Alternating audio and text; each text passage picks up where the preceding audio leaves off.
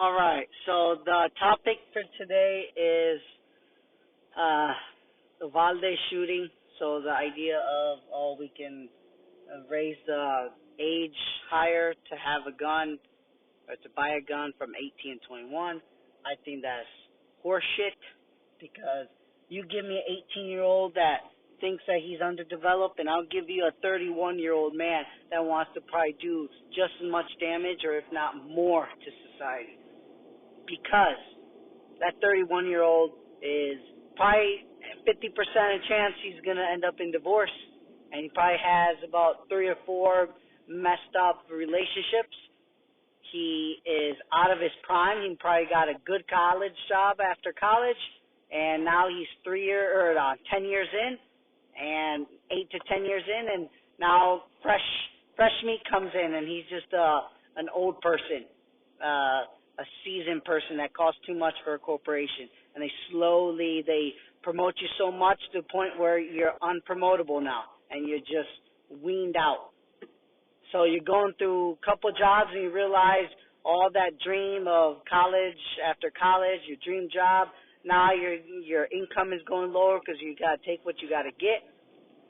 That will mess up someone. God forbid you had kids around that time. So how much you want to bet you don't have too much time for your kids? So this idea of the age is ridiculous. The first step is, if I were to fix the problem, delete all your apps, all your social media apps, all your social media apps, and stop looking at porn. That's to start with. Go and say sorry will be the next step. Go and say sorry to everyone that you hurt. Go to your significant other and say, I'm sorry I ignored you. I'm sorry I didn't put enough attention to you. I'm sorry that I didn't give you what I could have gave you. My time, my love, my affection, my sincerity, all of that. I'm sorry. I put work in front of everything that I love, which in turn dumped me already. I'm sorry that I did that. So go and say sorry, and then start loving more. Leave your phone right at the door when you walk in if you have kids and a wife, and literally stop sending messages. Stop sending text messages to your friends, to your cheating person or the person you're cheating with. Stop all of that and just spend time with your family that you have. That's how we can fix this mass shootings. It just, when you say the age is stupid. There have been, in the old Western times, the parents actually gave their kids the rifle so they can protect the house. They had it literally like a symbol on top. We would have a TV on top of the fireplace that we never used. It's just fancy Nancy now in the age of 2022 or the year of 2022 now. But before, their mantle was literally a rifle, so it would be easy access. So this mental, I don't even like to use the word mental because that can mean so many different things, but a fucked up mindset. Ever since the 1966, I think is when, 1966, when contraception came about. What a coincidence, 10, 15 years later, we had the most craziest serial killers. And what a coincidence, most of them were in California. Except for, I think, Ted Bundy, or maybe he was from California. Everyone, it's the idea of not respecting someone else's body. That's what contraception does. I could take all the responsibility and have sex with this woman, fuck this woman, for my own pleasure. Well, heck, I already did this, I got tired of this woman, let me try another one.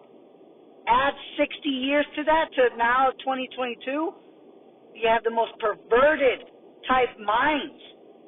Then add video games that makes it okay to shoot up everything and don't feel nothing. You can go in a battle and you think that's real by being on a video game, and you never get hurt. You just, you lost the game. Got to turn off the game player, the PlayStation. I turn that off. I lost. No, in real life you die, but we don't feel that. All we feel about how we can kill others on those video games. And it just becomes simple. Add that into my mom doesn't like me, my uncle is probably molesting me, have molested me and bringing his friends. Doesn't matter if you're a girl or a boy. They will molest you. Because they were raised up on perversion as well. It's just, you have all that in your head. Your mom's not there, your dad's not there, your mom hates you, she's on drugs, she's doing alcohol, while all these big corporations that support these crazy things like alcohol, liquor, and there's a difference, and pharmaceutical drugs, and then non-pharmaceutical drugs. They're all illegal, legal, you name it. They're making billions of dollars and trillions over the decades, while you just have this messed up mind. So this idea of this talk about banning, hell no. Be a father. Be a husband. Be a man. That's what you need to do first. And all these problems, give it 10 years, I'm telling you, it's going to fix everything. We don't need anything of the government. We just need a loving father that says, I know you can do it, son. I believe in you. Mom is here with you. I'm here as well. Your brother loves you. Don't let your siblings fight. Tell them. Tell them that they are loved by each other. You are worth everything in this family. You mean a lot to this family. You have a purpose in life. Simple as that. It's just bullshit. They don't care about it. But I can't be surprised because that's the way the world is. That's the way business is. The sick business. That people that just want power over you. It's just fucking unbelievable. It's sad because people are dying. People are getting raped and killed. People are getting molested. People are getting drugged and overdosed and overdose on liquor. Like my brother died in 2021 because of vodka. All of this stuff. Nobody cares. Nobody cares. That's what's crazy about it. So you're the only one that has to be responsible to take care of your family and the people that you love. Fuck everything else. If you have to work so many times, fine. But you find a moment, whether it's an hour or 10 hours. It will be the best hour that you will give to your son or your daughter. I have 3 sons, so I'm looking at it. It takes a lot because I've done mean things to my son. I locked him in a closet. I spanked him without no shorts. Spanked him right hand to butt, where it hurts more. Because I was spanked when I was little, and I have to say no, because those are scars that he has. Yeah, I didn't molest him. Yeah, I didn't sexually abuse him. Yeah, I don't do drugs, don't do alcohol, nothing. But that fucking doesn't matter. I'm doing bad for my son. I can't control my anger. That's my drug.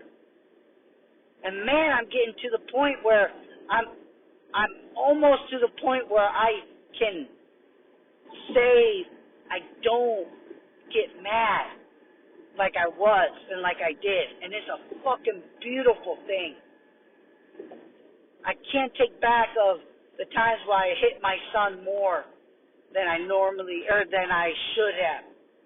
Where he cried, where he's literally scared of me when I lift my hand up. Because I can't control my anger because he did something, he spilled something, or he hit me on accident because he wants to play fight, and I get mad. Or he's not quiet in church, or he's not quiet in certain places. And I get so mad. Those times I'm counting little by little that they're going away. But I have to be fucking strong. I'm saying this because it's helping me. And that's what it comes down to. That it just is. So that's why I take it personally, because we don't even have to have a gun in our home to talk about this. And I don't use no social media, but it still is a problem because of my own anger.